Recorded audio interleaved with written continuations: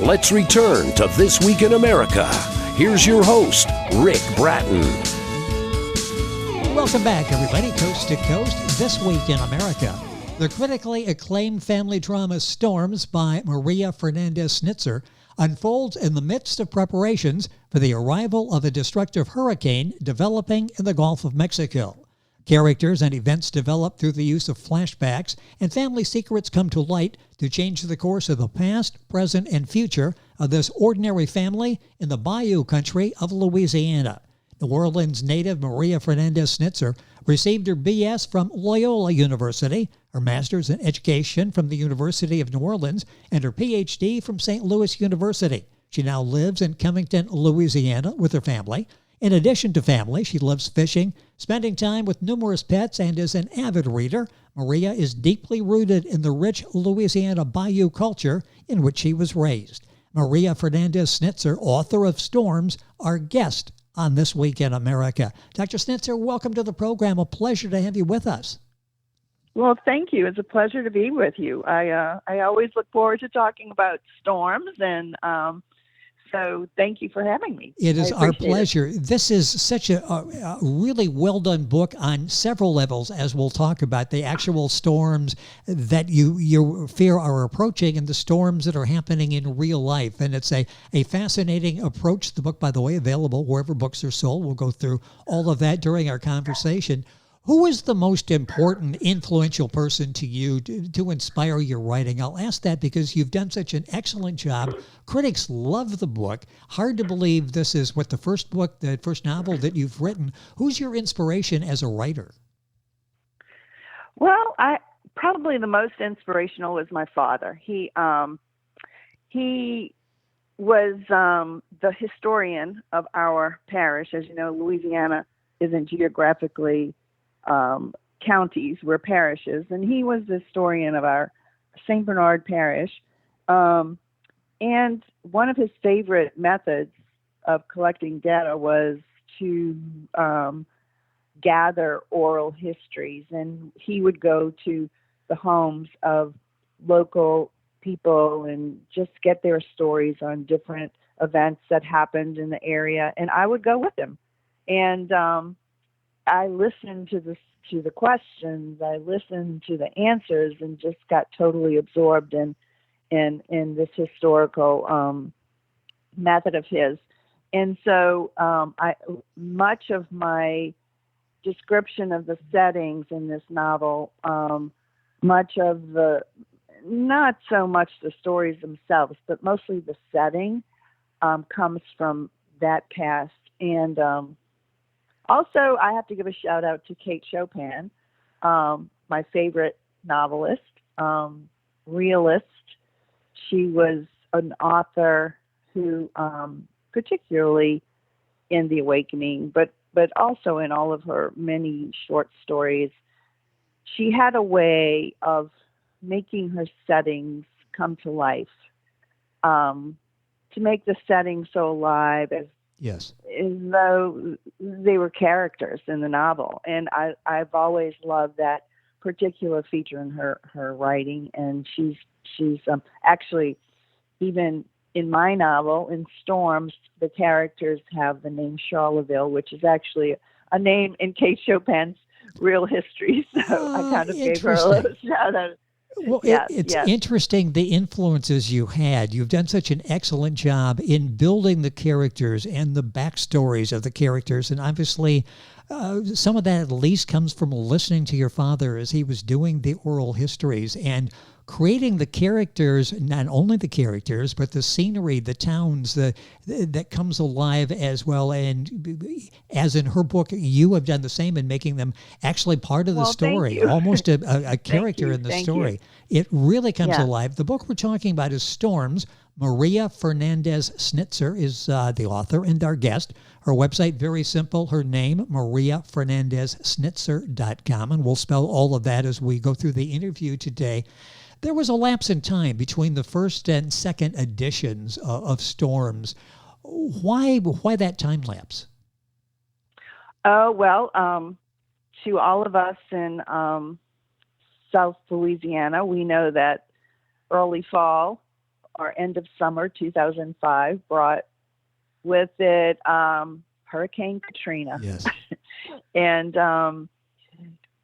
so, our lives totally changed. It was such a disaster. We had family living with us, which was nice, but also a little hectic. Oh, yes. And so, I don't know, marketing a novel at that point seemed so secondary. It was not a good time for such things. My children were going through changes. My husband lost a practice. It was just very secondary. And when the original publishers suggested that I travel to promote the book, it was just out of the question. There was no way that I could just drop everything and go promote a book. I had to, it really was, like I said, very secondary in my life. So that was basically it. The book was sort of shelved and sat there and moved on to other things. And I think what happened to me as far as the writing was that when I saw how easily it could be shut down, it really deterred me from moving forward with my writing. So I was really happy. It sort of has a rebirth, and I'm excited about writing again. So that's the good part. It was interesting as so many people watching Katrina unfold and going from the storm, and every report came in, got hoarse to the point where you're like, I really can't believe I'm seeing this, that it's that bad there. Did you have any idea heading into this it could be the total disaster that it ended up being? Yes.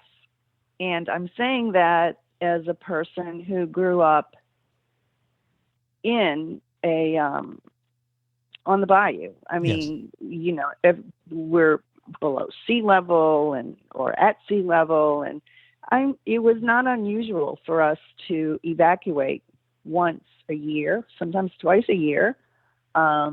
Skip a year every now and then, but it was really a part of lifestyle and where I grew up.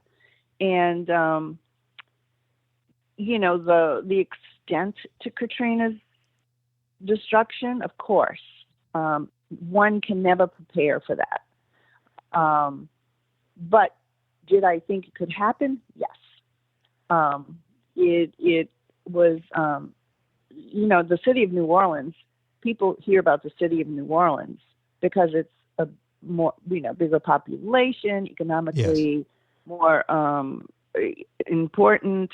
But the small communities outside of Louisiana, where the main economy is fishing, these are the areas that were struck more often than Katrina. And to lose a house in Hurricane Betsy in '65, or to lose a home in Katrina in 2005, you're still losing a home. It's not the extent of the hurricane itself. So in areas where I grew up, yes, we always knew it was possible. I got a little long-winded there, but of course. Well, no, it's fascinating to get, because as we're watching it in other parts of the country, this unfold, and that's why the book I think is so powerful. Storms. We think of what these people, what you put people in these people category. You are one of those that so many impacted by this. What you go through in preparation, not just physically but emotionally, what you go through as right. you get a word a storm is developing and trying to track it and see where it's going to go. I'm fascinated by the bayou country and life there, and watch everything I can on that. You grew up there as well, and still fascinated by what happens in the bayou country. What role does that play in who you are as an author? Growing up there is who I am. I've lived in other places, but living there, it's the best way I can put it.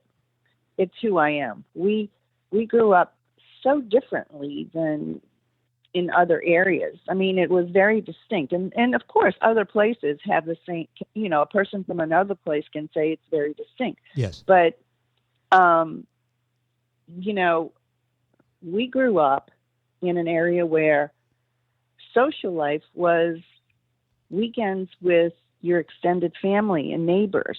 We didn't go out to dinner every night. We didn't, my brother was 9 years older than I, and people couldn't believe as we were going through our adulthood how close we were because we were so far apart in age. But they didn't realize that my brother didn't go out bowling and, movies and all of this.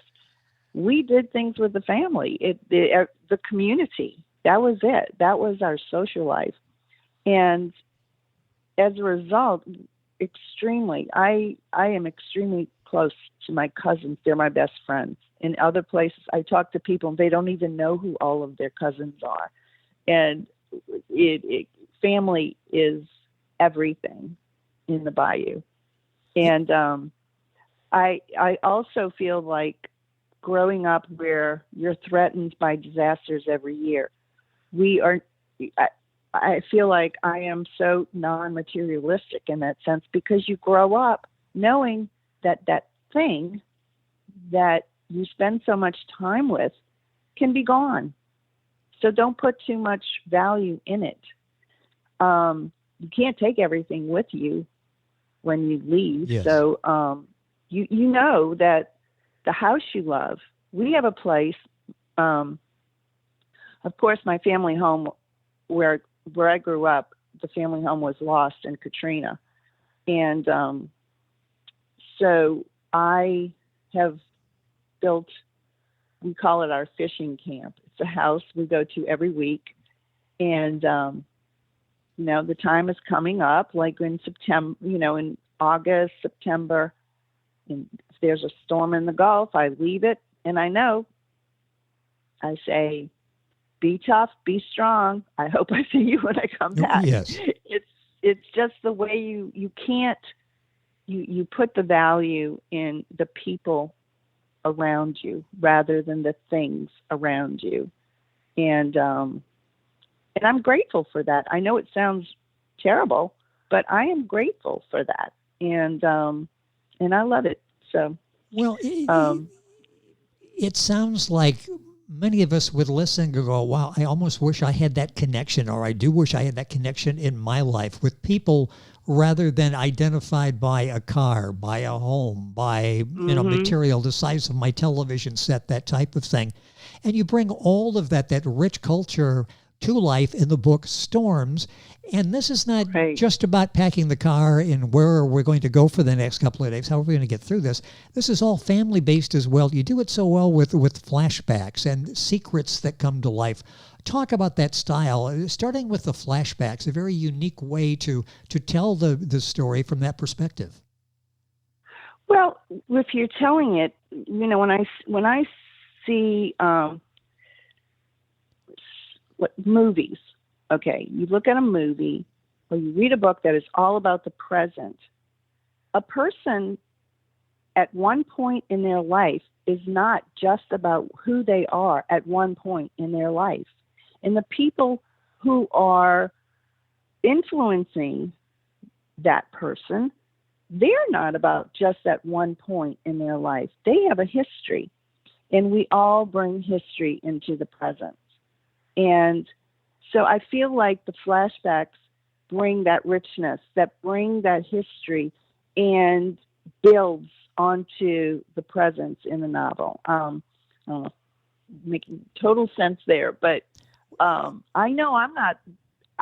If somebody writes about me, about my personal life, they have to do flashbacks, because just like I went into that whole description of growing up on the bayou, that's a part of who I am, and that influences my actions today.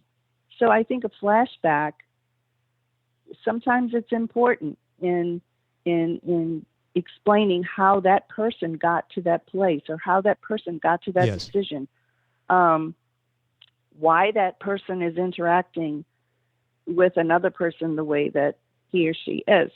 So that was, I love, and I particularly love flashbacks in novels. So I guess that's the main reason. Well, yeah, and you do them well because sometimes we feel like I don't have enough information. They did a flashback, but I'm still not quite sure. Or the other side of that is, did they really need 15 pages to do that flashback? It's overdone. We have enough Right. that we know who this person is, what has shaped their lives, and you present it in a manner that's very digestible. We're able to learn and then go on with the story. Well, thank you. I appreciate that. It is a risk that you take because you don't want to develop an entirely different novel with your flashbacks, and so it is a risk. But sometimes I think they're very necessary, and they do well to enrich the story, the narrative. Our guest on the program is Maria Fernandez Snitzer. That's Snitzer. The book is Storms. It's available authorreputationpress.com, Amazon, Barnes & Noble, all of the usual places. Information, and you can order it as well from her website, mariafernandezsnitzer.com, and link onto our website at our website, thisweekinamerica.us. The story of the Steiners, Elise, and just very briefly, this is not, as I say, just packing on the storm. You've got a lot of family secrets there. You mentioned the family connections. You've got a cousin. You've got an aunt. You've got a lot of very strong characters in there and a great story, don't you? Yes, extended family. As I said, my cousins are my best friends and have always been. It's funny because when I met my husband, we were talking about our friends, and he said, "You know, you really don't have any friends." And I said, "Yes, I do." He said, they're your cousins. I said, they're my best friends. You grow up, you're in school, you're in the same class, you're in the, they're my best friends and always will be. So yeah, it was important for me to depict that. I think it's so typical too on the bayou. So, it was important for me to depict that and to choose my characters to, exhibit those relationships. And I hope I did it well. I hope I did. And you did. Yes, go ahead. I also want to say, I mean, in writing about the extended family, I don't want anyone to think that it was any autobiographical. Yeah, exactly. Yeah, okay. I wonder which cousin this was she's talking about here. Exactly, yes. Exactly, Disclaimer here. No, I don't want that. But anyway. Yeah, the book is Storms, and you've got so many personal stories that unfold. As I say, it's more, you think storms, and this is storms in real life, and storms that, family lives, and storms, meteorological storms as well. Right. The story is, I don't want to necessarily say complex, but you've got a lot of moving parts there. That's what makes it so fascinating, because it's not just we loaded the car and thought about our cousin and go on from there. Mm-hmm. Did you have the entire story laid out at the beginning, or did this sort of evolve as you started to tell the story? Well, that's an interesting question, and I think that you could probably, get different answers from different authors, because, as your method of writing, everybody is, an individual choice, yes, obviously. But for me, it wasn't like an academic paper where, you turn in your outline and what's going to be said written in every chapter. It wasn't like that for me. And a simple question is no. I had no idea where the novel was moving, and that was my entertainment, so to speak. I would literally, I had no idea how it would end, and I just took it day by day. Sometimes I wrote something that would be in a chapter that would be later on. Sometimes I would add it to a chapter that was early on. It totally evolved. In fact, I had no idea that my novel would be written the way it was. And that was the fun part of it. Well, I was going to say, was that one of the favorite parts of doing this? Like the reader, we don't quite know where you're going. As the author at that time, you really didn't know either quite where you were going. Was that fun? It was entertaining for you as well. That was my favorite part because, the novel, the narrative was like a person to me. It was growing. It was developing. Sort of think about when, I don't know if you have children, but when I raised my children, I had, they're 2 years old. You have no idea what they're going to be like when they're 20. And you just watch this development. And sometimes things happen that you don't expect. Sometimes things happen that you want to happen. But, you're watching this child grow to adulthood. And that's how my novel was. It sort of took on a life of its own. And it was thoroughly interesting. I enjoyed it myself. And it's no reason the rest of us do. I guess if the author has enjoyed the process, the reader will enjoy the process as well. Were there times when you thought, I need to stop writing now because I'm not quite sure where to go with the story? The writer's block, did that come up at any time? Well, I sort of think of a writer's block as not having any idea of where to go or whatever. I had too many ideas, so to speak. Some days I would write pages, some days just a few paragraphs, and some days I'd go back and delete what I wrote the day before and start all over with that page. So I don't know that would be called a writer's block, but I feel like I had too many things swimming in my brain at that point. It's sort of interesting. You'll talk to authors from time to time, and they will go through just the opposite of writer's block. I can't stop thinking about Elise or Jackie, and I want to tell the story, and it's 3:00 in the morning, and I really need to at least get a couple of hours of sleep. Was it difficult sometimes just to shut it down so you had some time for yourself? It is, because it wasn't just, I had my children were at home. I had a typical life going on, and everybody knows how busy life can be during the day. And so I had to find certain times. And for me, I had to totally dive into that setting. And sometimes that could be difficult when the phone is ringing, the dog is barking, the dog has to go out, the kids feed the kids, but and here I am, I'm living in Bayou Chateau with the signers. And it sounds kind of weird, but you have to put yourself mentally in another world and then come back to reality and pick up on the meatloaf and getting table set for dinner. Yes. I don't know if that's making any sense, but it makes perfect sense. Yes. That is a very, it's a difficult thing to do at times. Some days it's easier than others. But it can definitely be, not cause writer's block, but it can definitely be an obstacle to the writing. It's certainly understandable, especially when you have the passion for telling the story that you have. The book is Storms by Maria Fernandez Snitzer. A few minutes left in the program. What do you hope the takeaway is? It's a very entertaining read. On Storms on a number of levels. What do you hope the thoughts are of the reader when they finish Storms? Well, I don't know if this is exactly what my thing about Storms is that it's about ordinary people.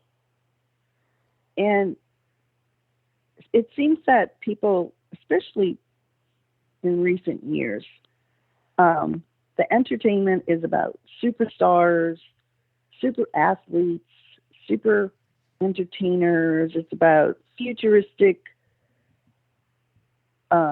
societies. It's about all these things that are out of the ordinary, and really the best stories to me are those about ordinary people. And we all have a novel in us. all of our lives have fed us enough information, emotion, that there's a novel, there's a story in all of us, and we don't have to be superstars, supermodels, the ordinary becomes extraordinary. And I think that to me is the point of my novel, not the point of the whole novel, but that people should know that these are issues, events that happen in ordinary lives. And that probably is my takeaway with it. You make, again, as I said earlier, you make everything come alive. We feel like we know these people. The empathy as the characters evolve and the storyline evolves as well. It's Storms by Maria Fernandez Snitzer. What are you working on now? Are you working on another novel? Well, I have started another novel. For some reason, I am really intrigued by the 40s and 50s. Probably because my parents talked about those times a lot. And like I said, I would go in my trips with my father. I'd hear a lot about those years, and I'm working on a novel right now. It's kind of loosely based on my mother's life and the things that she and her friends went through during those years. And yes. So, it's just sort of, I'm working on it. Let's say it's very beginning, but actually the rebirth of Storms has really encouraged me to do it too. So, it's fun. It's fun to get back to it. Well, and Storms is getting such rave reviews. It really is. People are moved by the stories of the present and the past as you unfold those. As I've just got a couple minutes left here, as someone who lives through this every late summer into fall, is there a reflective period that you go through as they're warning you, the watchers are out there, the warnings are out there, here we go again type of thing? Is there a reflective period you go through and thinking back on life and what you've been through? Absolutely. As I said earlier, you have to detach. You have to detach because you can lose things. And of course the preparations that I sort of touched upon a lot actually in the novel. People who grew up in this area, we all snap into storm preparation. You go to the store, you gather the food, you get the things out of the freezer because the electricity is going to go off. We all know what to do. It's automatic reaction response, and you have the Weather Channel on 24 hours a day. You're watching the hourly updates, and so you learn this routine as you grow up, and so. But reflective, yes. Like I said, you have to detach. You have to keep your family safe because that could be, in the end, you might only have yourselves. I mean, my husband left his practice. He's a periodontist. He left his practice on a Friday. Katrina was heading for the Florida Gulf Coast. And on Monday, he didn't have a practice anymore. So, yeah, you have to know that your life can change in hours, in a matter of hours. Do you ever recover emotionally? Katrina spent a number of years, and thinking back on that and what everyone went through, I don't know how you could emotionally recover. Can you? Oh, yes. You emotionally recover by starting over and better. That's what, okay. Looking at it as a time to improve your life, to make the changes you always wanted to make in your life, but maybe were afraid to take certain steps. And I know so many people who improved their lives after Katrina. I know a lot who didn't. I mean, they used it, I don't want to say as a crutch or but they couldn't climb out of the depression. But for most people, I think they improved their lives. My husband ended up, I'm using him as an example, he didn't start a new practice. He started doing corporate dentistry and loves it because he never did like the business of having a practice. He just liked the clinical. Yes. And now he loves what he's doing. It was a chance for him to change the course of his practice. Now, did he stress about it at first? Of course. But you have to direct the stress. You have to direct the emotions toward improving your lives. And we had, as I mentioned earlier, we have this place on the marsh, actually. And it was hit by a tornado. And I have a caretaker on the property, and he was very upset, oh, what are we going to do? And I said, we're taking one day to feel sorry for ourselves. We're taking one day to cry over this. And tomorrow, we're making it better. And that's how you do it. Well, we can all learn from that. And the reassessment period that obviously you go through and prioritize and reprioritize, something that right. we can all learn from. Well, the time has gone by so quickly. It's been a pleasure, Dr. Snitzer, to have you on the program. The book is Storms. Well, it's been a pleasure. It's been a pleasure to be with you, and I appreciate it very much. Well, and we'll stay in touch, and the new book comes out. We'll talk about that as well. I love your sense of history and bringing people to life on your pages, and you've done that so well. And in Storms, the book is available wherever books are sold, authorreputationpress.com, Amazon, Barnes & Noble, all the usual places. And, of course, Maria's website, Maria Fernandez Snitzer, SNITZER.com.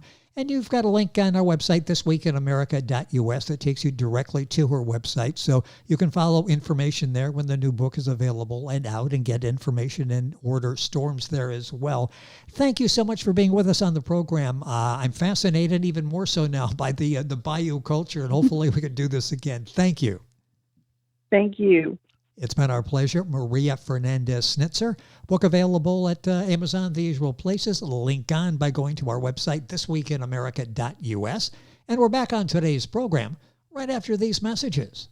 This Week in America is online. You can visit our website, thisweekinamerica.us. Scott Pinkerton, associate producer of This Week in America.